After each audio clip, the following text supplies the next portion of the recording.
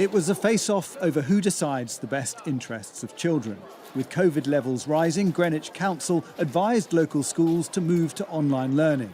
But the council leader was forced to reverse his advice when the government threatened legal action. So the government had issued a legal warning to a school in Ware when they tried to do this. Couldn't you have seen this coming? Well, I'm deeply disappointed by the Secretary of State's decision, and frankly I don't think it's perfectly acceptable to continue to manage this pandemic entirely from Whitehall when we're seeing different things happening in different parts of the country. So Greenwich schools now advised to reopen, but some parents said they might just keep the kids off anyway. When all of this came out on Sunday, I was like, I'm not sending him back. I can't take the risk. If they'd have made the announcement sooner that the numbers were going up, I would have kept him off of school. Yeah. And I would have quite happily paid the fine because I can't afford to get ill. They've got little bubbles and the way they've sort of done it at the school, so I think they've done the best they can. So I think, yeah, why not, you know, and for him, the social interaction that he misses is really important. Like, you know, otherwise you got a 50-year-old man to knock about with all day. Do you know what I mean? Well, it's not going to go back in school tomorrow at this point. No, even if they reopen now, because end of term was going to be on Thursday. Yeah. So it's just silly, you know, to keep on changing our ways every 2 minutes.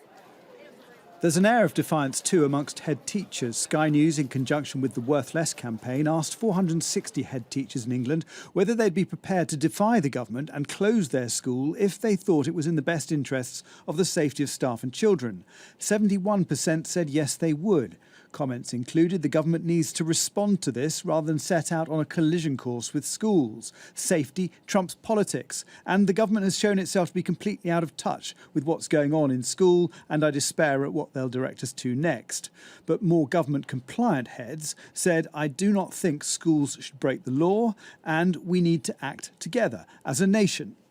My first and fundamental duty is to keep young people and my colleagues safe. If I don't feel I can do that, I'll shut my school, but under any other circumstance, I want to keep it open. I think the government's response is probably pretty heavy-handed. I don't think it will play particularly well. But the government's legal threat to Greenwich is aimed at discouraging other schools and councils from breaking rank.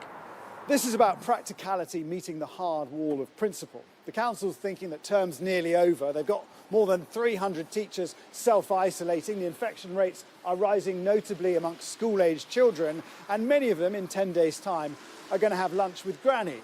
But the government can't allow one council to defy the principle that schools must remain open, because where would that lead? These Greenwich students believe it would be disastrous if schools started switching back to online learning.